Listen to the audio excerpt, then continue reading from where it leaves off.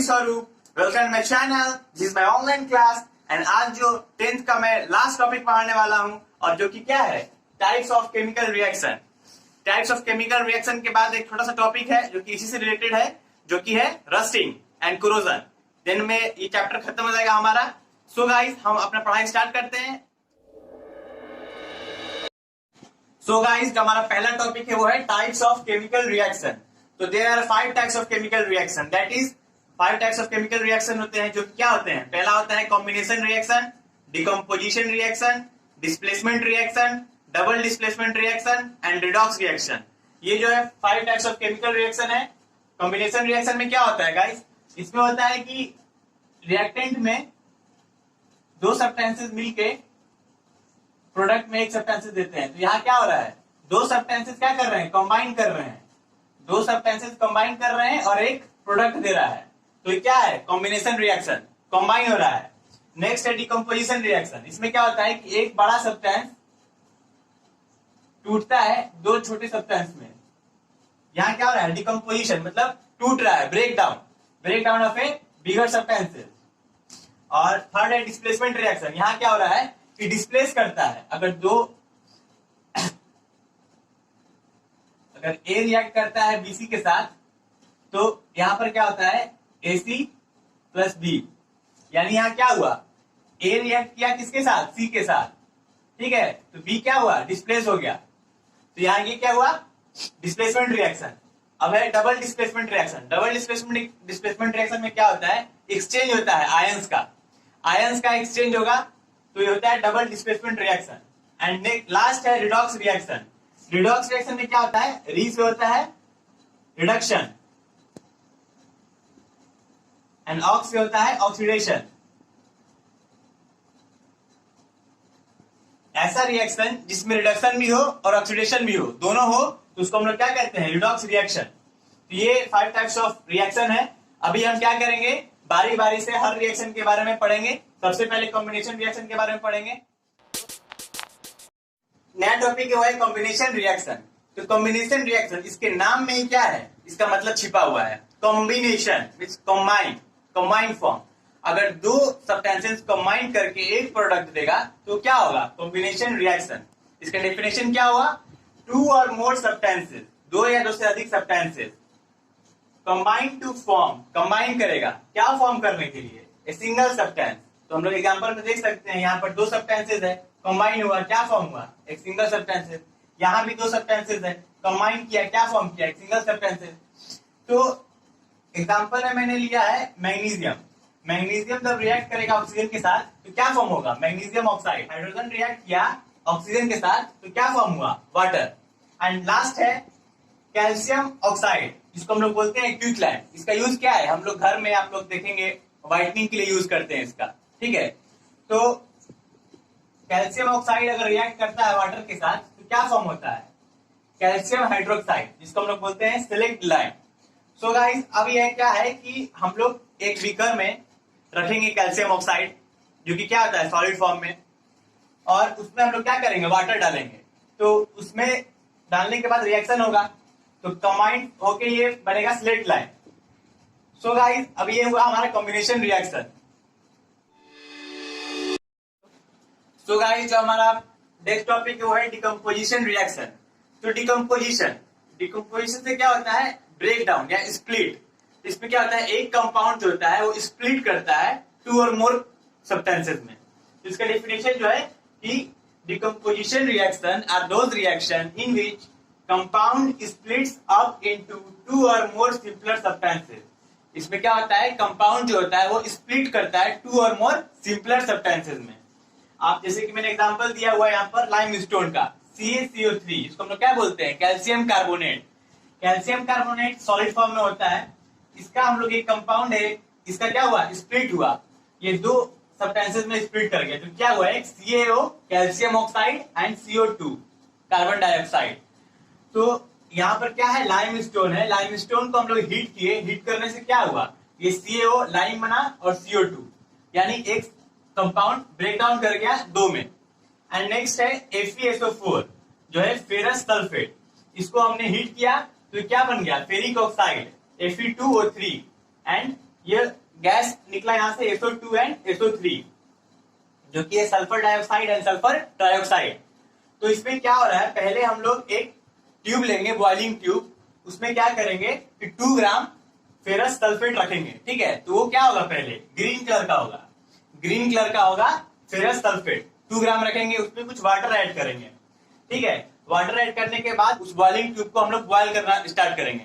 तो बॉयल करने के बाद क्या होगा कि जो ग्रीन कलर था पहले, वो पहले व्हाइट में चेंज होगा, ठीक है, व्हाइट में चेंज होगा। और कुछ देर बाद क्या होगा, वहां पे हीट करते करते हम लोग को मिलेगा फेरिक ऑक्साइड, एक ब्राउन कलर का सब्सटेंस वहां बचा रहेगा, ब्राउन कलर का सब्सटेंस फॉर्म्ड होगा प्रोडक्ट में, और उसको कहते हैं हम लोग फेरिक ऑक्साइड Fe2O3। और इससे हम लोग हीट दे रहे हैं तो वहां से गैस निकलेगा जो होगा सल्फर डाइऑक्साइड, इसीलिए सल्फर का स्मेल आता है वहां से बर्न करने के बाद। तो गाइस यहाँ पर क्या था, एक कंपाउंड यहाँ ब्रेक किया 3 सब्सटेंसेस में, और यहाँ एक कंपाउंड ब्रेक किया 2 सब्सटेंसेस में। तो डिकम्पोजिशन रिएक्शन का फंडा बहुत ही सिंपल सा है कि एक बड़ा सा कंपाउंड ब्रेक डाउन करता है, स्प्लिट करता है 2 सब्सटेंसेस में या 3 सब्सटेंसेस में, मतलब सिंपलर सब्सटेंसेस में क्या आता है, स्प्लिट कर जाता है। तो ये है पूरा फंडा डिकम्पोजिशन रिएक्शन का। एंड नेक्स्ट हम लोग पढ़ेंगे डिस्प्लेसमेंट रिएक्शन। तो हमारा थर्ड है रिएक्शन, वो है डिस्प्लेसमेंट रिएक्शन। तो डिस्प्लेसमेंट में इसका डिस्प्लेस, अपना प्लेस छोड़ के दूसरे का प्लेस पे जा रहा है, दूसरे को क्या कर रहा है, डिस्प्लेस कर रहा है, ठीक है, हटा दे रहा है उसके प्लेस से। तो वही डिस्प्लेसमेंट रिएक्शन। इसका डेफिनेशन क्या है, द रिएक्शन, ऐसा reaction in which one element, एक element takes the place of other element in a compound, एक कंपाउंड के अंदर एक एलिमेंट क्या कर रहा है, takes the place of another element, दूसरे एलिमेंट का क्या कर रहा है, प्लेस ले रहा है, और उस एलिमेंट को डिस्प्लेस कर दे रहा है। एग्जाम्पल के तौर पर मैंने लिया है यहाँ पर आयरन। Fe जब रिएक्ट करता है CuSO4 के साथ, तो यहाँ पर क्या हो रहा है, Fe किसको डिस्प्लेस कर रहा है, कॉपर को। आप लोग देख लीजिए यहाँ पर क्या मिला, FeSO4, और कॉपर क्या हुआ, डिस्प्लेस हो गया। तो पहले इसमें क्या था, ब्लू कलर का सॉल्यूशन था, जो कि क्या था, कॉपर सल्फेट। कॉपर सल्फेट एक बीकर में हम लोग लेंगे, ठीक है, कॉपर सल्फेट एक बीकर में हम लोग लिए, जो कि ब्लू कलर का था। उसमें क्या डाले हम लोग, आयरन डाले, आयरन नेल। तो क्या मिला हमें, सॉल्यूशन मिला फेरस सल्फेट, और फेरस सल्फेट ग्रीन कलर का था, यानी ब्लू से ग्रीन में चेंज हो गया। एंड कॉपर के कारण जो आयरन नेल था, आयरन नेल पे कॉपर के कारण रेड ब्राउन कलर का कोटेड चढ़ गया, मतलब एक परत लग गया रेड ब्राउन कलर का। सो गाइस ये था फेरस का, एनसीईआरटी में आपको प्रैक्टिकल दिया हुआ था, इसलिए मैंने इसको एक्सप्लेन किया। यहाँ पर डिस्प्लेसमेंट रिएक्शन से इसका ये मतलब है कि फेरस आयरन Cu को डिस्प्लेस कर गया, और यहाँ पर फेरस सल्फेट बन गया। एंड नेक्स्ट है पीबी यानी लीड। जब लीड रिएक्ट करता है कॉपर क्लोराइड के साथ, तो क्या बनता है, लीड क्लोराइड, एंड कॉपर को क्या करता है, लीड डिस्प्लेस कर दिया। लीड ने कॉपर को क्या किया, डिस्प्लेस कर दिया, लीड डिस्प्लेसेस कॉपर। तो यहाँ पर Cu की जगह पे क्या आ गया, पीबी, एंड यहाँ पर Fe डिस्प्लेसेस Cu। यहाँ पर आयरन ने किसको डिस्प्लेस किया, कॉपर को। अब यहाँ पर मेन इंपॉर्टेंट फैक्टर ये है कि कौन किसको डिस्प्लेस कर सकता है, कैसे मालूम चल रहा है हमें। तो जो ज्यादा मोर रिएक्टिव है वो लेस रिएक्टिव को क्या करेगा, डिस्प्लेस कर देगा रिएक्शन के अंदर। तो ये था हमारा डिस्प्लेसमेंट रिएक्शन। एंड हमारा जो फोर्थ रिएक्शन है वो है double displacement reaction. Double displacement reaction मतलब डिस्प्लेसमेंट भी हो रहा है और क्या हो रहा है, डबल। इससे हम लोग क्या समझ रहे हैं कि 2 बार डबल डिस्प्लेसमेंट रिएक्शन हो रहा है, ठीक है। तो इसका क्या है definition, 2 compounds react by exchanging of ion. 2 compound react करता है, ठीक है, रिएक्टेंट में 2 कंपाउंड रिएक्ट करता है, कैसे, बाय एक्सचेंजिंग ऑफ आयंस। अपने अपने आयंस क्या करता है, वो एक्सचेंज करता है, to form 2 new compound, to form 2 नया कंपाउंड फॉर्म करने के लिए। तो एग्जांपल के लिए मैंने दिया हुआ यहाँ पे सिल्वर नाइट्रेट AgNO3 जो कि एक्वस फॉर्म में है, वो रिएक्ट किया NaCl के साथ, ठीक है। तो क्या हुआ यहाँ पर, AgNO3 में कितने आयंस है, Ag प्लस और NO3 माइनस, और NaCl में Na प्लस और Cl माइनस।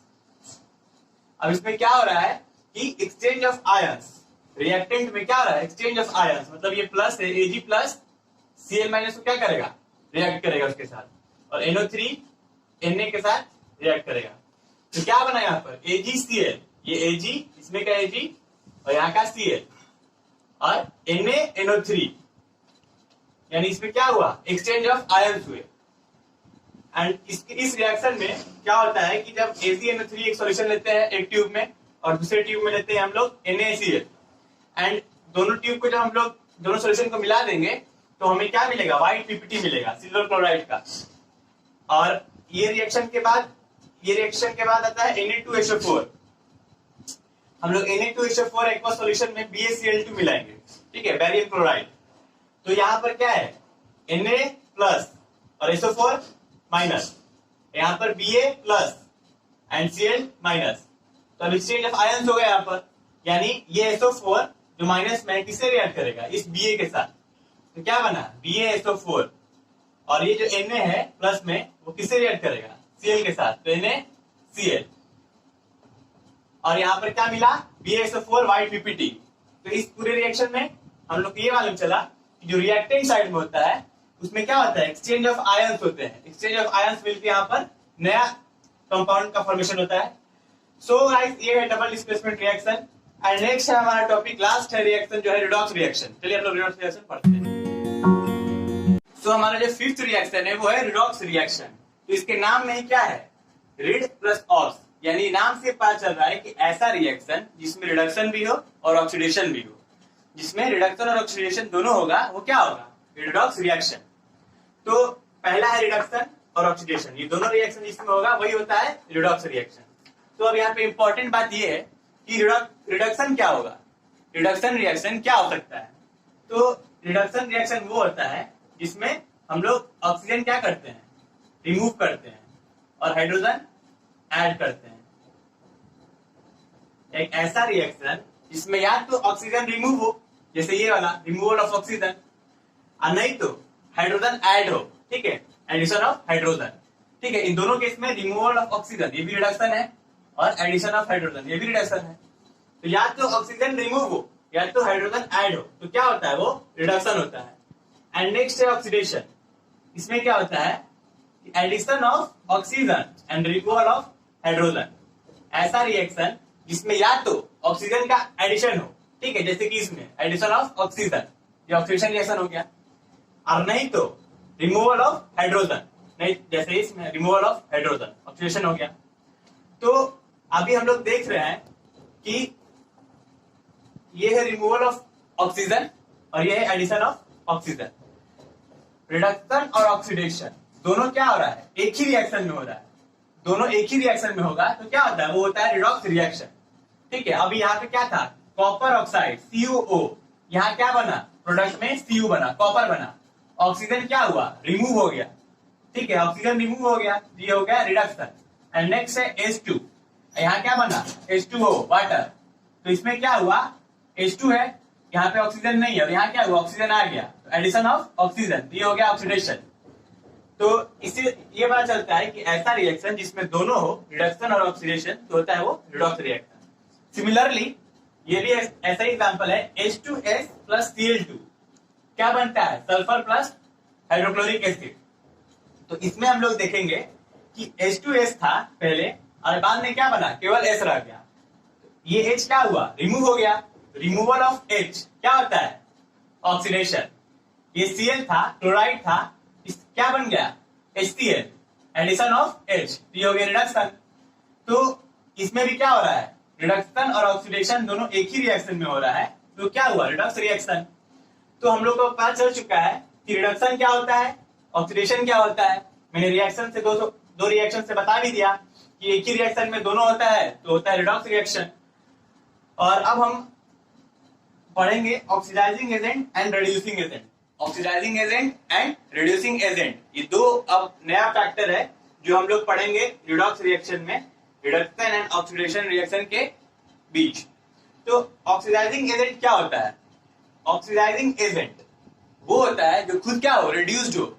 जो खुद रिड्यूस्ड होगा वही होगा ऑक्सीडाइजिंग एजेंट, ठीक है। तो खुद रिड्यूस्ड हो तो कहां मिलेगा हम लोग को, जहां रिडक्शन हो रहा है। तो जहां रिडक्शन होगा वहां हमें क्या मिलेगा, ऑक्सीडाइजिंग एजेंट। और जहां ऑक्सीडेशन होगा वहां क्या मिलेगा हमको, रिड्यूसिंग एजेंट।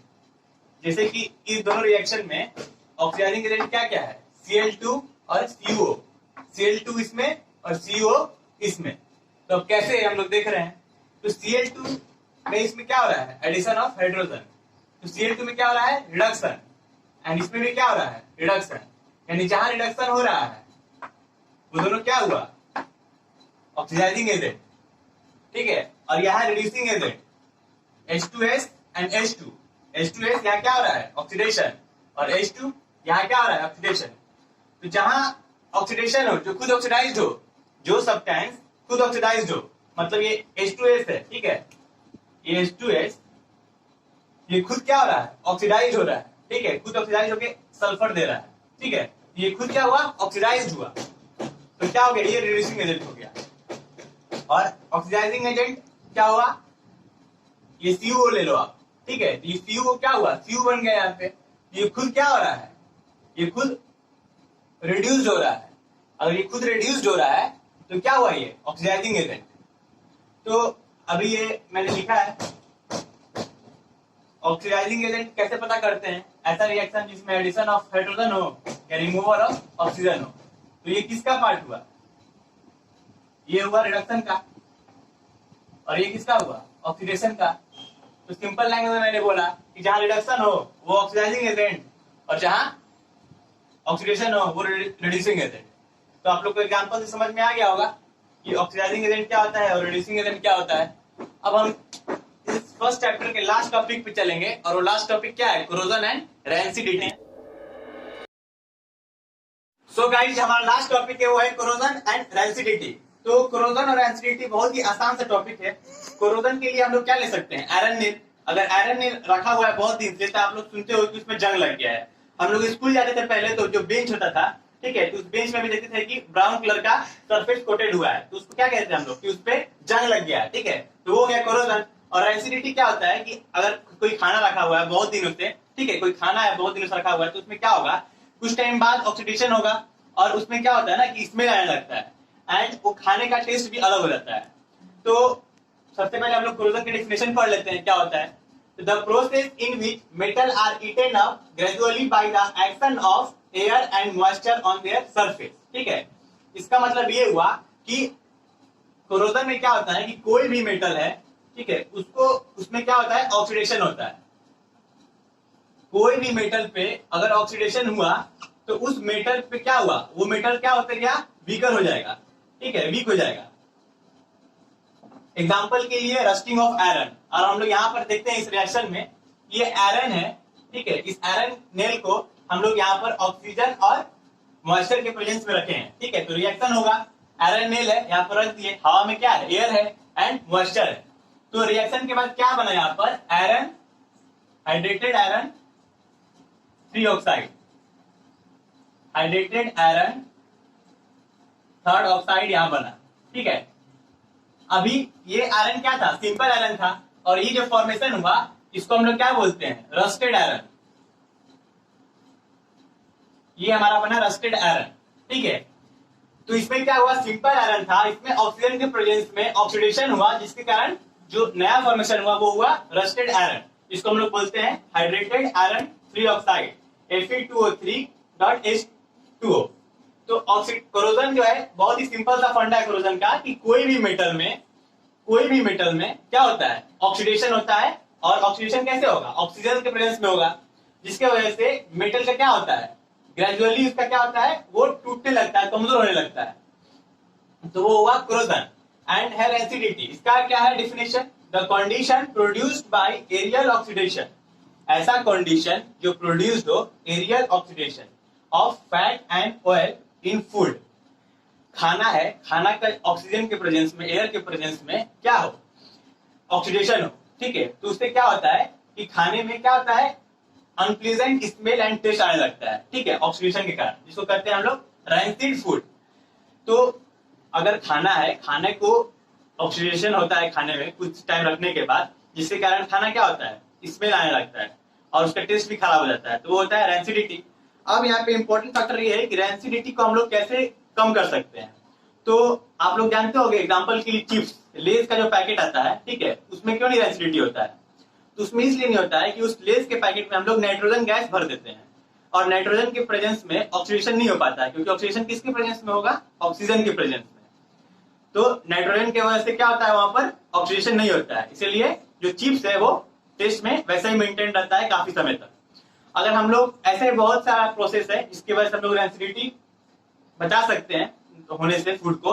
अगर हम लोग टाइट पैक्ड कर दें, ठीक है, टाइट पैक्ड कर देंगे तो ज्यादा ऑक्सीजन वहां पे नहीं रहेगा, जिसकी वजह से सुटेबल ऑक्सीडेशन नहीं हो पाएगा वहां पे। एंड ये हुआ मेरा corrosion and rigidity, last topic था, मैंने पढ़ा दिया है अब। सो गाइस, मैं आप लोगों से ये एक्सपेक्ट करूंगा कि मैंने 3 पार्ट में क्लास 10 का फर्स्ट चैप्टर कंप्लीट किया है, पार्ट 1, पार्ट 2 एंड पार्ट 3, और मैक्सिमम 15 मिनट के अप्रोक्स मैंने पढ़ाया है, यानी 45 मिनट, विद इन 45 मिनट मैंने ये तीनों पार्ट मतलब फर्स्ट चैप्टर अच्छे से पढ़ा दिया आप लोगों को। एंड मुझसे जितना पॉसिबल है एनसीईआरटी का मैंने प्रैक्टिकल भी यहाँ पर आप लोगों को बताया है, आप लोग अच्छे से पढ़ना, उसको बार बार रिवाइज करो। मुझे नहीं लगता है कि 1-2 बार के बाद दोबारा आप लोग को पढ़ने की जरूरत पड़े। कोई भी बुक उठा लो और वही बात हर बुक में लिखा रहता है, तो आप लोग को अच्छे से समझ में आ जाएगा। सो गाइस, आप लोग मेरा चैनल देखते रहो, एंड अगर पसंद आए मेरा चैनल तो प्लीज सपोर्ट मी